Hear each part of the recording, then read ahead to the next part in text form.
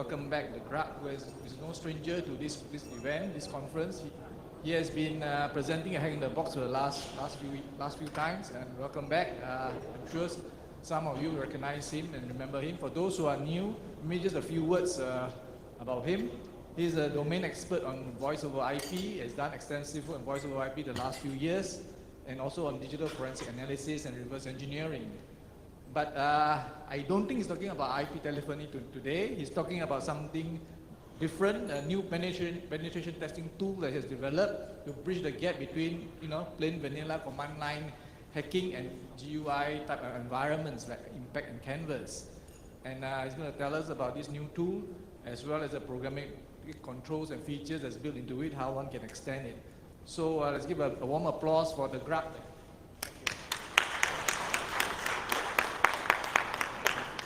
Thank you.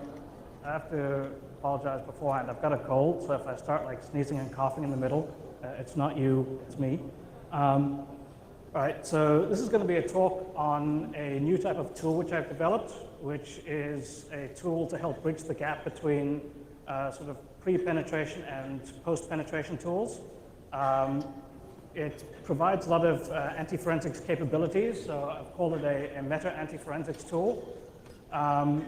And it's called Hash, which is short for hacker shell, as opposed to the like MD5 or SHA-1 cryptographic stuff. Briefly, this is what we're going to go over. It's a very, very short refresher on anti-forensics.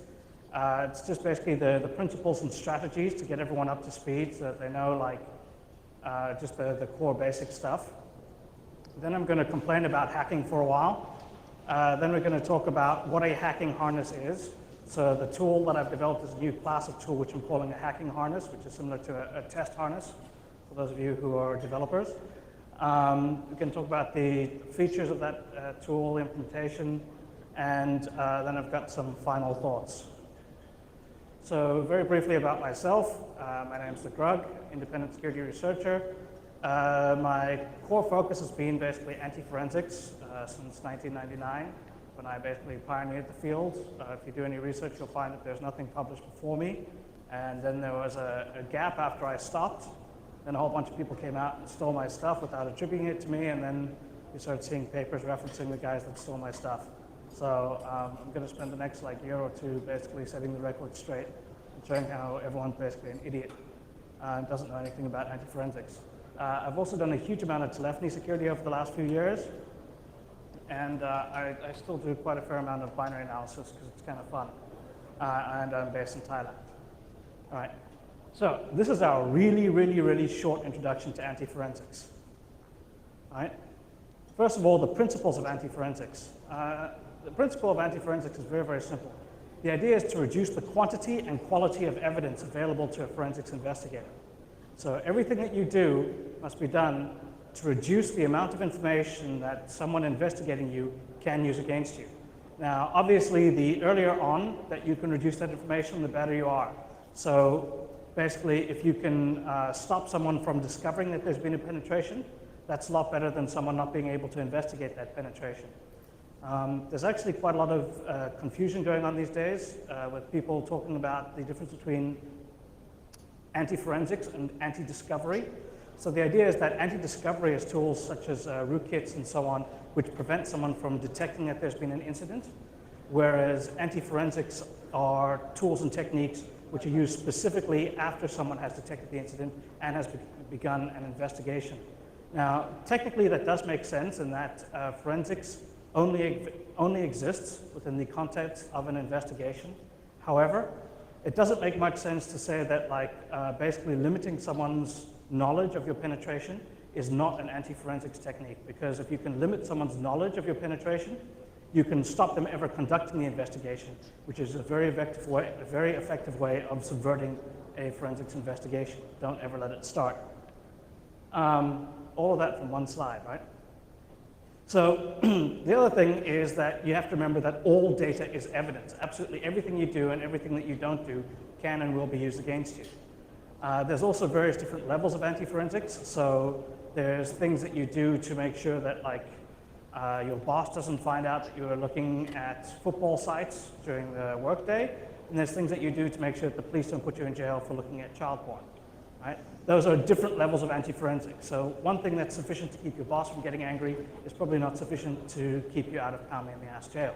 So there's levels and things. And a lot of it has to depend on how intelligent you believe your forensics investigator is going to be. Short hint, if it's the police, they're idiots. You don't need to worry about them. And if it's the FBI, they're idiots as well, because they train the other idiots. Really, like, I wouldn't worry about it. Okay, so fundamentally, we're aware of the fact that data is evidence, and we want to do everything we can to keep evidence to the smallest amount possible. So, right, what are the strategies that we can use to do that? Well, the simplest strategy is data destruction. It's actually also the most difficult to do properly. So data destruction is when you destroy data on the disk, okay? So there's several different techniques. Obviously, you can use a hammer. This is effective one time, but it limits the use of your laptop for further activities. You can use secure deletion, so there's a couple of secure delete tools out there, such as SRM and wipe. Now, these tools are good in that they get rid of the content of a file, but they do not actually do complete data destruction. If there was complete data destruction, what they would be able to do is revert the file system to a state prior to the creation of that file. So the idea would be that proper data destruction would actually reset the file system back in time to before the file that you're trying to get rid of ever existed.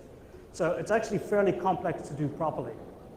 However, for the purposes of subverting an investigation, you don't really need to do all that much. You just need to make it difficult for them to find what they're looking for, and you've basically won. Okay? Next up, we've got data hiding. Data hiding is what I spent a lot of my time on because it's very exciting and very sexy. Unfortunately, it's actually kind of difficult to do properly, and it doesn't get you much more than data destruction does. So data hiding is where you go out of your way to find bugs in forensics tools, which will allow you to put data in areas that the forensics tools cannot find. And you'd be surprised at how many bugs there are like this. There's just really, really huge amounts. In fact, almost all of the bugs which I found back in like 2002 still exist today, 5 years later. So not only do the bugs still exist, they're easy to find, but they never die. The one open source bug that I released for TCT took 9 months to get patched. Right? 9 months for an open source tool. And that's the only bug I know of that has actually ever been patched. So data hiding is actually quite complex to do. It is possible, but it's not really worth the effort, I think, these days, because you may as well just use encryption and you're done with it, right? Oh yeah, sorry, I need to talk very briefly about exploitation of forensics tools and why that's a fucking stupid idea. Basically, there's recently been ISEC partners releasing a bunch of bugs that they found in a couple of tools, SleuthKit and Encase, and talking about how these are new. Actually, that's not necessarily the case. There's been a lot of bugs that you can exploit for memory corruption errors in forensics tools, but the reason that you don't want to do that is very simple. Basically, a lot of the forensics investigators will use more than one tool. And if they have a problem, such as if like the tool that they're using crashes while they look at a disk image, they will take that disk image and they will send it to the manufacturer of the tool. They'll send it to the vendor and they say, this disk image makes your tool crash, fix it. And what happens then is the vendor finds the bug that you're trying to exploit, they fixes the bug in their tool, and then they find all the stuff that you were trying to hide, right? So one of the core things to remember about anti-forensics is the short statement, aspire to subtlety, right? Try to be subtle about everything. Don't go in there and fucking leave huge overflows that are gonna crash things, and like, that's stupid. You're just going to attract attention that way. You're trying to avoid attention, okay? But the technique that we're gonna be talking about, the strategy we're gonna be talking about today is what I call data contraception. So data contraception is the anti-forensics strategy whereby you try to prevent data from being created in the first place. Right? So you go out of your way to limit the amount of evidence that exists on the disk by simply limiting the amount of interaction you actually have with the disk. Now, traditionally, that's actually been fairly hard to do properly. You tend to run an exploit, you drop into a shell, and you're immediately affecting the disk. Then all of the things that you do, you have to then do data destruction attacks to clean up, such as you upload your rootkit, or various other things that you do, you then have to go through and you have to clean up after yourself. And it gets quite difficult because you have to upload the cleaning tool and then try and upload a data destruction tool and then upload a cleaning tool for that and then another data destruction. Like, you have an annoying bootstrapping problem whereby you have to leave at least one tool behind, right? So I'm going to show you how we don't have to deal with that anymore. The primary thing that you want to do is you want to keep everything that you're interfacing with, all of the things that you're doing, you want to keep them in memory. And the way that you keep them in memory is fairly simple. You can use existing frameworks such as Metasploit, which has Meterpreter, Core Impact, and Canvas all provide techniques for keeping the process that you're interacting with available to you and purely in memory. But if you're not using those, then you're shit out of luck. So we'll look at how you can actually have that capability even if you're not using those particular tool suites. So we're going to be talking about contraceptive hacking and why you want to limit your exposure to bareback and use a condom wherever possible. So the idea is fundamentally you want to limit the number of custom tools that you use. If you use existing tools on the system, then you're not leaving behind evidence. You're not leaving behind evidentiary traces of things that you've done, right? So if you use custom tools, then someone can start fingerprinting and say, all right, this guy always uses this particular binary. Now, way back in the day, in like 2001 and so, I was working with Grugq and we did work on creating encrypted binaries to limit the amount of information that people could get from binaries that they found on systems. That's actually not all that cool ultimately because it's quite easy to figure out where the problems are and to sniff passwords and so on. So there were problems with the encrypted binary approach. It's much better to simply keep things purely in memory to begin with, right? The other thing to remember is cleaning things off the file system is very hard to do. So you're much better off never actually putting anything on the file system. So what we want is some sort of framework that allows us to keep everything in memory and make it easy for us to not put things on the file system. We're going to look at how to do that. And fundamentally, of course, stay off the disk, right? Much like keep off the crash. Okay, so some thoughts on hacking. So everyone's like fairly comfortable with the general broad background on anti-forensics. You've got an idea that like you can destroy things, you can hide things, and you can keep them off the disk. You can keep them from being created. So now then, why do we care about all this stuff? Okay, so here, with apologies to Napoleon, hacking is a contest of blunders. He who makes the least wins, right? So when you're hacking things, you're trying to reduce the number of fuck-ups that you make so that you can keep the other people, so you can keep the system administrators from detecting you, right? Generally speaking, the only way you're going to get caught is when you make mistakes. So if you limit the amount of mistakes that you make, you reduce the likelihood of going to jail. All right. So if we look at hacking tools in general, I basically classified them into sort of three types of tool. You've got pre-penetration tools. So you've got tools which can help you find bugs that can allow you to do penetrations. So we've got all the terribly exciting fuzzers, binary analysis, source auditing, and so on. You've got all of these tools which will help you find bugs, that will help you actually commit a penetration. There's a really dirty joke in there somewhere which I'll avoid. Okay, then you actually have penetration tools. You've got tools which help you during the penetration phase. So you have exploit frameworks, which allow you to use pre-written exploits or make it easier for you to write your own exploits. You have like SQL injection frameworks, fucking more of those. Like basically there's a whole bunch of tools out there for penetration stuff, right, for actually breaking in. And then finally you have the post-penetration phase. So the post-penetration phase is after you've actually gotten in, and now you're going to do the exciting stuff. Now, as a penetration tester, this is usually the end of your work, right? As soon as you get in, you're done. Whereas as a hacker, as soon as you get in, you start, right? This is where things start for a hacker. And this is why it's actually so shocking that there are no tools out there to really help this phase. So the basic tools that we have for the post-penetration phase are rootkits, which basically hide your presence on the system, and backdoors, which prevent you from, which basically save you the trouble of having to go through all the pre-penetration and penetration steps again from scratch.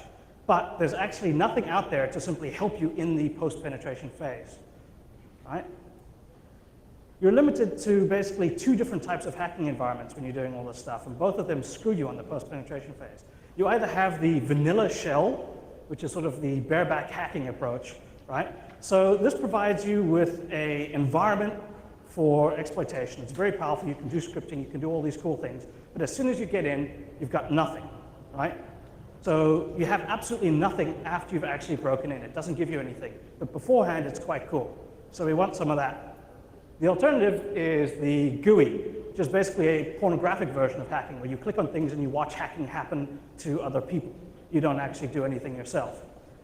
GUI hacking is pretty lame, and it tends to limit you in what you can do after you break in. Right? You don't actually have all the environment that you get from the vanilla shell.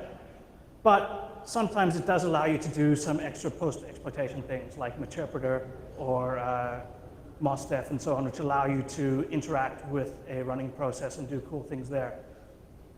Unfortunately, if you want to use MOSDEF with Meterpreter, you can't, right? They don't play nicely with others. So that's really irritating as well, right?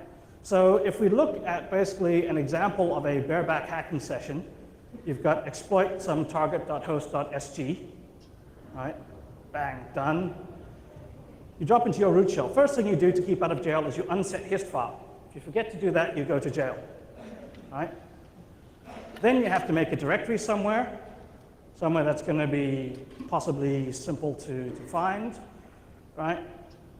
Change into that directory. Now we have to upload our rootkit, right? This is fucking painful. We use cat, we use UUDcode, we unpack it, we build it, we extract it, we install it, and we remove it, right? These are a lot of steps to go through, and it's fucking annoying that we have to do it every single time we get root. Yeah? And this leaves out all sorts of other things. This doesn't even include the steps that we need to make to clean up the environment when we're done. It doesn't include the log cleaning. It doesn't include looking to see if other people have root. It doesn't include all the patching that we need to do, right? Bareback hacking is fucking annoying, right? You have to do a lot of stuff by hand. So what do we face with? Well, we're faced with the fact that post-penetration sucks, right? We've got absolutely nothing after we break in. We just have the shell to interact with, right? We're limited to a shell. We've got some exploit frameworks out there, but they kind of suck because they don't work well with others. We can't do file transfer easily. We have to use cat and UUDcode. It's painful and it sucks. And there's a lot of things that we have to remember to do every single time, such as unset hist files, such as run log cleaners, and so on. There are all of these habits that we have to get into to stay out of jail. And that's annoying because it means that when we're drunk, we have a higher chance of going to jail than when we're sober. And it's more fun to hack when you're drunk than when you're sober, right? Or so I've heard. So, what is our preliminary conclusion? Well, obviously we need something that provides automation and a more powerful hacking environment. We need something that makes hacking cooler and easier. What is that? Well, obviously I'm going to tell you. All right, very simple requirements. Things that we want to make sure we have. We want to have a normal shell environment because the shell is cool. We like the shell. We want to have complete control over the environment on the other hand. We actually want to have complete control over the shell. We want to have it scriptable. We want to have it extensible, and we want it to interface nicely with others, right? So what we need is something I call a hacking harness. We need an environment that makes it easy to do hacking, right? Okay, so a hacking harness provides us with total control over our environment, right? It allows us to do automated programmatic I/O with our underlying shell. It allows us to do all sorts of super cool things, and I'm going to show you some of them, right? And it also allows you to do just basically pure raw I/O. You can actually just interact with your underlying shell without any problem. Okay, so things that we want to have to make sure that we get it done correctly is it should be a modular and plugin framework so that we can just like write new plugins and import them on the fly. We want to have it with inline file transfer, like these are basic commands that we want to make sure that we have. We want to have command aliasing, so like all of the shit that we have to remember to do, such as unset hist file and running log cleaners and so on, we can have that alias to just one command. And we want it to interface nicely with other tools out there. So we want it to be able to use Metasploit or Canvas as command line hacking tools and then still have all of the power of our hacking harness. So This is basically what a session should look like. So we do exploit.target.host.st, right? Bang, we get dropped to our shell. We hit our escape and we type new root. And then all of the root stuff that we need to do gets done for us. Then we say put rootkit, and it gets uploaded for us. Then we can say install rootkit, and once again, it all gets done for us. And finally, oh, where do we go? Back up. Right, so basically the idea is blah, blah, blah, blah, blah. Everything gets automated, right? We don't have to fuck around with any of this like doing stuff manually, right? And this is where I would show everyone a super cool demo where I use my internet access to hop onto a host and show you how it works. But since I don't have internet access, I'm just gonna have to do a demo locally, and you'll have to trust me that like it works. So, right, I'll do a demo using PowerPoint, and you can be sure that it works really well. Okay, so basically the steps I'm going to show you are very, very simple, like what we would do if we're hacking. So a lot of the time we find that when we're hacking, we actually break into boxes not by running exploits, but actually by stealing passwords, right? And if you're using someone else's like hacking framework, that actually doesn't work too well when you're like just using a stolen SSH key, right? So we want things that like work well with shells, right? With other sessions.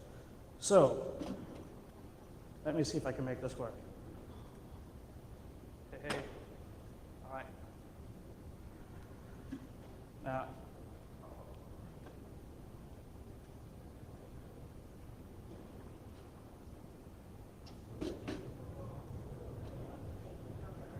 thank you. Right. Now, as we can see, everything works perfectly, and we run our tool, and we get dropped to a shell prompt. Are there any questions? Okay, so now that we're running in our shell environment, we can do all sorts of things like rm-rf/star and so on. If we do an ls, we can see the source code, so everyone who wants a copy of this, take a picture now. You get that?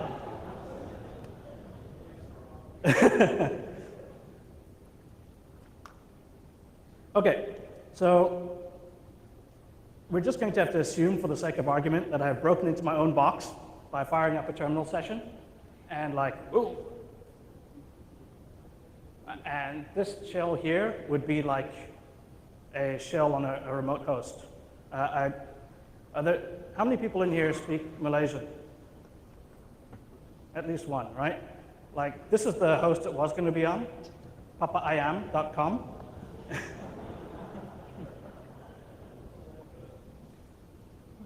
Okay. So, basically, the simplest thing to do is we hit Control backspace. And that gives us our hash prompt, not to be confused with the hash prompt meaning root. So, at our hash prompt, we can do a bunch of cool things. So, the first one is the super cool help command, right? Help command shows us basically all the stuff that I've actually bothered to implement up until now, right? So you've got detach, like basically the way that this works is it allows you to run your session and then detach from it and then come back and reattach to an existing session that you had going on. It also means that when your code breaks and crashes, you don't lose your entire session. Obviously that's never happened to me, but I believe if someone else were to write a plugin, they might have a bug and that might be an issue for them. Right, you've got the help command. You've got these two core ones, which are get and put, which do inline file transfer. You've got cat. So cat allows you to take a file that you have locally and dump it to the standard in of your remote session.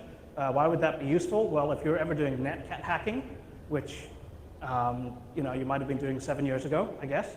But were you to be doing that, frequently what you'd find is that you'd be cutting and pasting huge amounts of text and dumping it into the standard in just to like send emails or whatever on the command line. It was very painful. This makes it a lot easier. You could just fire up netcat and then you could type cat and then it would dump it in for you. Blah, blah, blah. Aliasing doesn't work too well right now, but aliasing allows you to alias a bunch of shell commands to a single local command. You've got exit. Any guesses what that does? Yeah, it's an auto router, obviously. Check vars, so I'll talk about that in a minute because it does a cool thing. and then you've got an embedded Python shell and some CD stuff. So first off, we'll CD to temp foo. Everyone should have one. Right, so in temp foo, we will now put,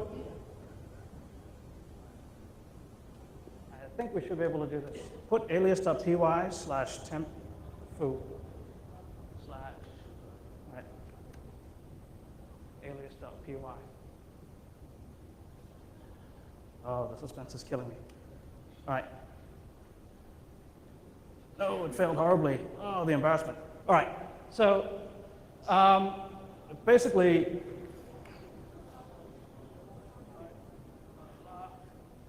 there we go. And then we can see that alias is now being copied from wherever it was before to wherever it is now, right? But it was all done inline over the existing session that we already had set up. So if you bounce through like multiple SSH and Telnet sessions, plus a couple of like weird, dodgy netcat sessions and so on, and you're finally inside someone's corporate network and you want to upload a file, you can do that without like having to fuck around with cat. All right. So what else can we do?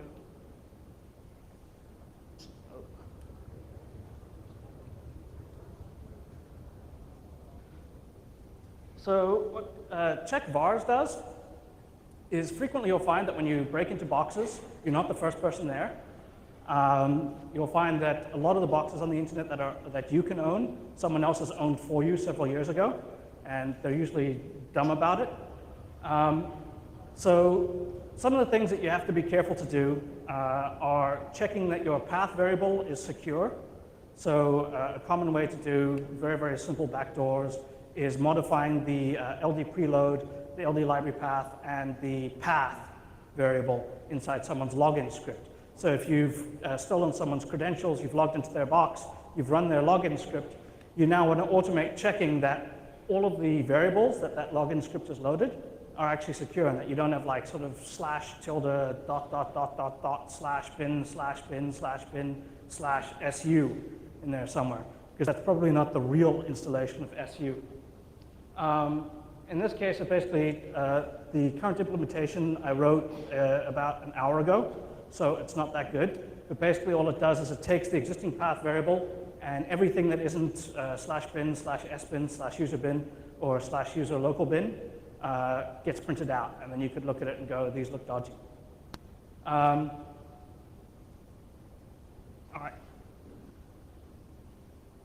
One of the cool things that we can spend more time with later, I guess, is it actually has an embedded Python interpreter in it, which you can use to interface with the underlying shell.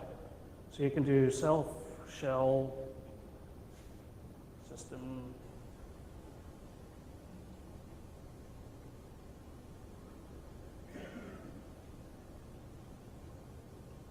And it will very slowly run the command on the other end, get the output, and return it to you as a string. Right? So this is cool. This means that when you want to do programmatic I/O with the remote shell and interface with it, you can do that directly from Python internally here. So if we exit out of that, that was the entire demo. Right? Basically, simple proof that I'm not talking out my arse, I did actually implement it, which is a distinct change from previous announcements I've made.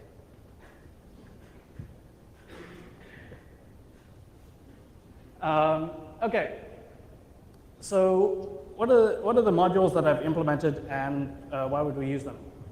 Well, I'm going to get into like one of the cooler things that I have done in the past and I'm currently re-implementing, which I call condom exec, which is basically it wraps the execution of a binary or a script so it doesn't interface with the remote disk, but still runs in the remote system. We've got put and get inline, which are quite cool. There's also shell escape, so we can do bang and then run local commands. There's like a bunch of super cool stuff that we can do, right?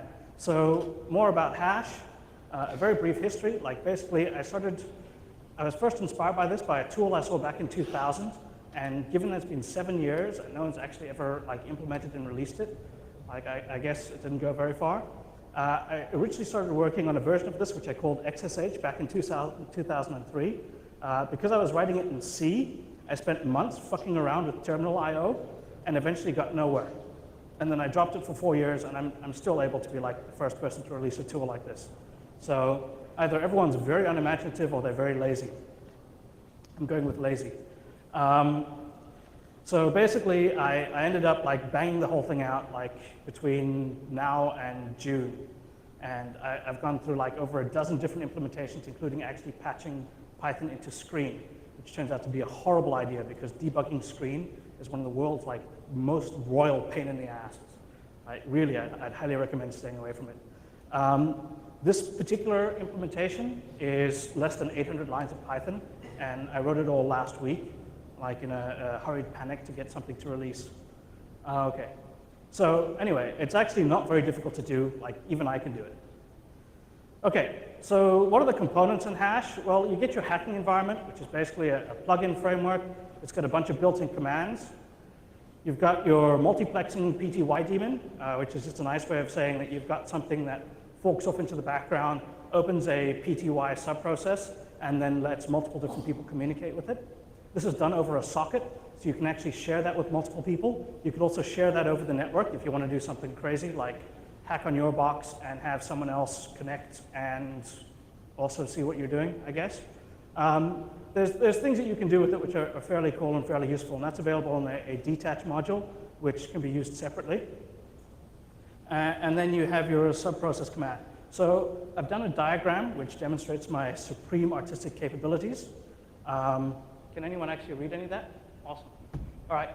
So each of these is a process. There's actually 3 processes involved, ignoring all of the various children which die in the process of making this, much like Nikes or Reeboks. Okay, so you've got your like hash process here, which gives you either a direct throughput or access to your hash environment. You've got your multiplexing PTY daemon, and then you have your subprocess shell, which can obviously be anything, such as Metasploit or Canvas or whatever, right? So whatever you're running in here, it doesn't matter, as long as you've got like all of this set up behind it. You could then interface with it. It's all like fairly straightforward, cool stuff, right? So the basic features, we've got inline file transfer, we've got the condom utilities, we've got triggers. So one of the things that I'm working on right now is the ability to do triggering on input streams. We've got aliasing, and then we've got basic file system and shell escape commands. Right. So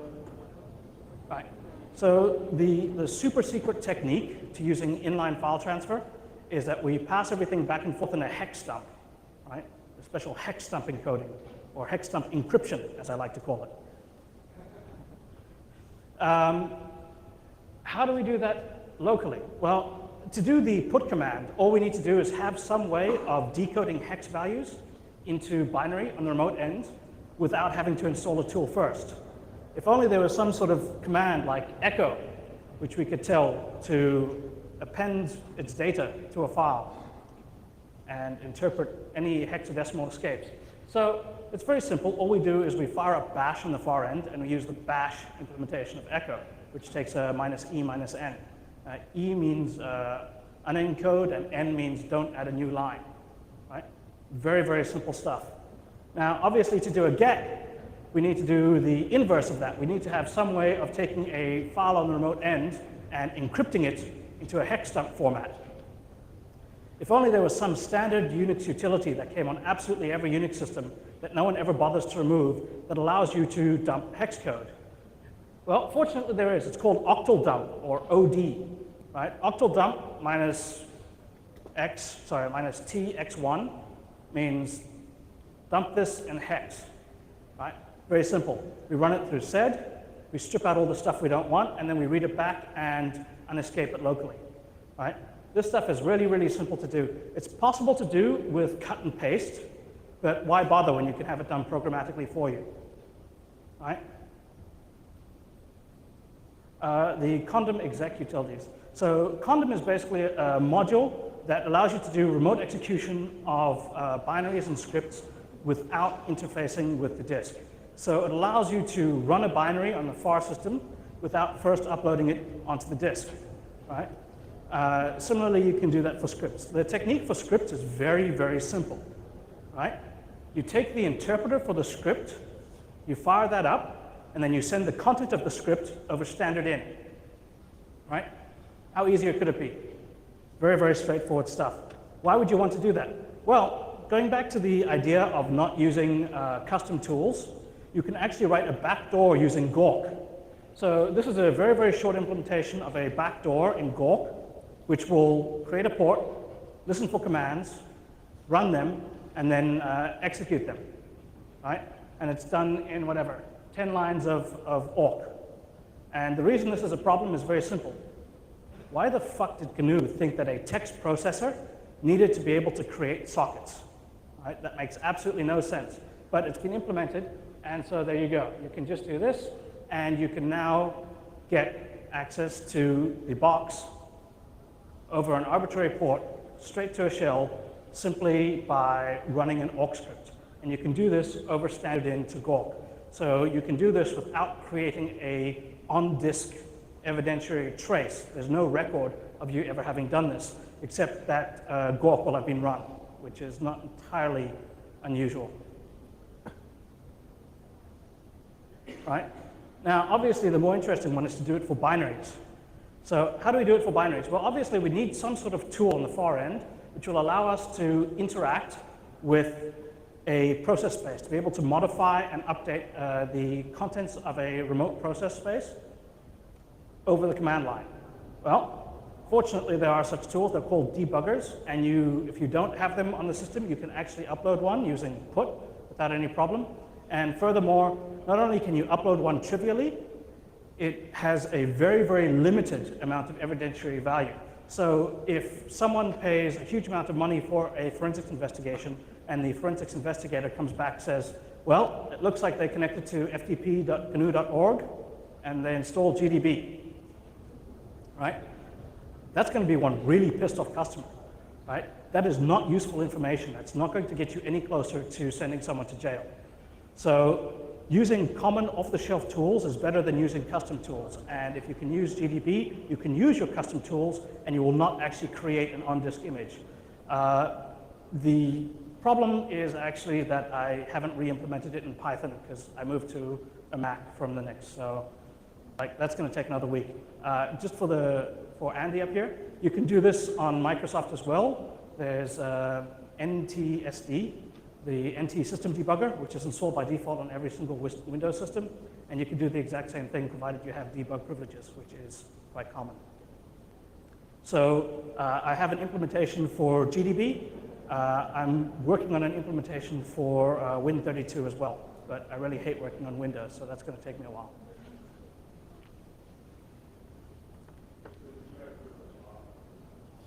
Okay, so if everyone upgrades to Vista, has their various different sound cards break, problems with their video drivers, their system slowed down, waste a huge amount of disk space, and in exchange they have debug privileges turned off by default, right? Which is a fair trade-off. Or you could run a Mac, yes, like us weenies. It's cool, man. All the hackers are doing it. Chicks dig it. Because everyone knows there's no security problems with the Mac at all. Okay, so anyway, originally I actually wrote this as rexec. I published it in FRAC 62, which was back in 2003. I was inspired by Core Impact's syscall proxying.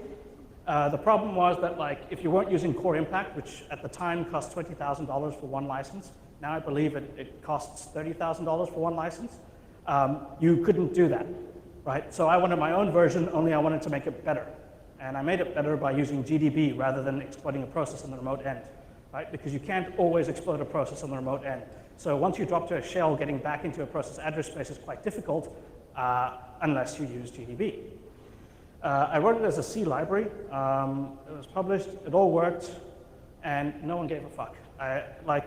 It's surprising actually, but since the first paper I published in 2001 up until now, I've only ever received 3 emails about the stuff that I've published. One told me that I had a misspelling. Let's see. The other one said something like, you have to support this. It's been out for 3 years now and it doesn't work on my box. because it didn't compile and the guy didn't have GCC installed. And there was another one which was something similar along those lines, right? Oh, yeah, it was a patch from SpoonM for userland exec, where a bunch of code that I'd commented out because I hadn't tested it, he wrote in to say, you can uncomment it, it does work. Right, that's it. That's all I've ever gotten. So no one ever cares about what I do. So lonely. Okay.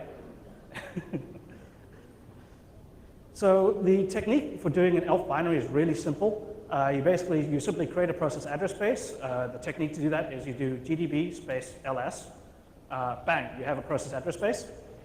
Then you need to interface with that. So you need to map down the existing process address space. You do shell space cat space proc self maps, and that will print out the maps, basically all the memory ranges. Allocate space, you can do this by using memmap. You can protect it by using memprotect. You relocate your own process image, and then you inject it into the remote end, right? And then you just transfer control by doing jump. So I wrote a simple, I originally wrote this library in C. I've now re-implemented it in hash, which is called GDB RPC, which allows you to basically just do system calls and so on against a remote target over GDB. So you could actually do syscall proxying directly from hash if you wanted to be so stupid. It's very, very simple to do. You do p/x, and then the system call that you want to run, and it gets run, right? To copy things in, you do memcopy, right? I mean, it's really, really simple. To set registers, you do $EAX equals whatever, and you set your register, right? GDB makes it very, very easy. And to set values, you have to do this slightly complicated thing where you cast the address that you're trying to set into a value of the size that you're trying to set, like an int or a short or a char or whatever, and then you assign a value to that, and you dereference it at the same time, which is a bit annoying. Okay, so that's like basically the condom utilities. So condom exec, which works for scripts sort of, but will soon work for binaries. The next thing I'm working on implementing is triggers. The problem I have with this is that the performance impact is absolutely massive. The idea is that you want to have something running in your environment that is monitoring the output stream and will test regular expressions against what comes back. And when certain regular expressions match, or trigger, if you will, it will automatically run commands on your end. So in theory, you should be able to set it up so that every time you SSH into a box that you own, it will do check vars and clean logs and unset hist file. That way you don't need to remember to do all of these things every single time you log into a box, right? So fundamentally, this makes it a lot easier because you can forget about doing things that you should do and have your environment do them for you, okay? That's the idea. In practice, basically it cranks to 100% CPU utilization because you're doing a regular expression with absolutely everything that comes back. So I'll have to find some way of doing that slightly better, right? Aliasing, basically the issue with aliasing is that what you want to be able to do is have a small command that you can remember to run that will run a whole bunch of commands in the far end for you. So you won't have to remember how to do absolutely everything. You just alias it locally, and then you will always have it on the far end for you. I'm still unsure on how to go about implementing this properly. I'm not sure whether I want to have aliases have access to the hash environment or not. Ideally, what you'd actually want to have is the hash environment would be something along the lines of a shell, which would actually have full Alexa and parser and everything, and it would actually allow you to interact programmatically at a scripted level without having to write Python. That you could just have plugins that you could run or scripts that you could run and so on. So there are things that need to be done, and aliasing ties into some of them, which is basically how to expose the hash environment to other scripts or processes. And then very simple miscellaneous commands that have been implemented, such as log, where basically all of the session content that you have is written out to a log file. That's quite useful. It means that you can actually have a log of all the shit that you're doing, and then you can go through and grep through that later for things that you might have missed. Cat, which I mentioned already, you've got CD and CHDIR, which are the same thing. They allow you to move around. They allow you to take your hash environment and move its current working directory. And you also have a shell escape, where you can do bang and then shell commands, which will run locally. So you can actually interface with your local shell, right? So the implementation is quite straightforward. It was all done in Python 2.4 or higher. There's a whole bunch of core modules which implement like the basic components. You can reuse them. Basically, the other cool thing to notice is that the interaction with the PTY-based shell is done via expect. So you can actually have expect scripts which run locally and interface with your underlying shell, which means that you have a lot more control over how you do whatever it is that you're doing. Right? So the core modules are very simple. You've got detach, which is binary compatible with detach 0.7. It provides you with multiplexing PTY I/O, simple interface, detach, and detach attach. You've got the interpreter module, which will take a file descriptor and wrap it and provide you with an interface that basically looks like expect.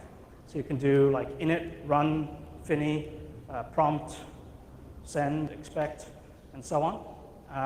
This is basically the interface that you have when you run the embedded Python interpreter. You've got the command module, which is basically the base module for all of the commands. So if you want to write a new command, you simply descend from this, and you implement the execute method, which makes it very, very simple to do.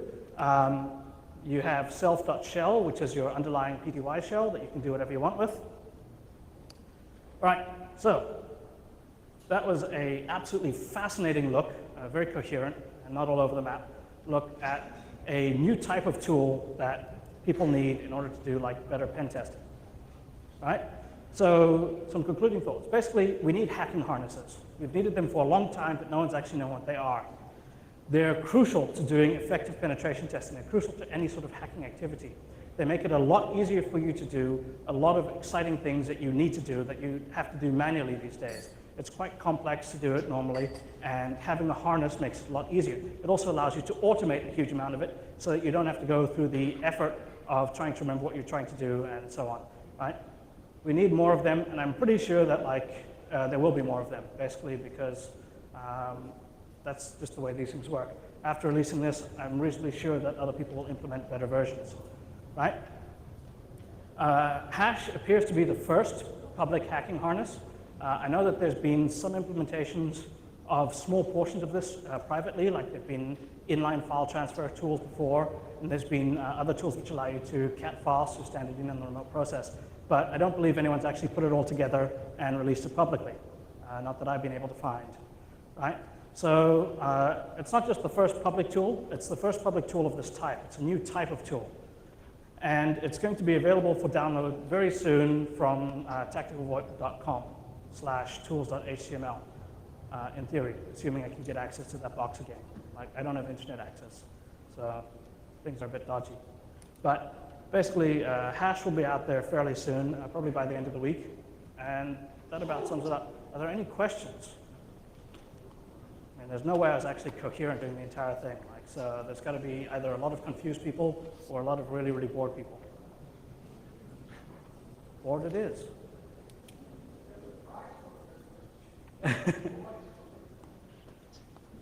Yeah, prize for the best question. Remember, there's no such things as stupid questions, only stupid people.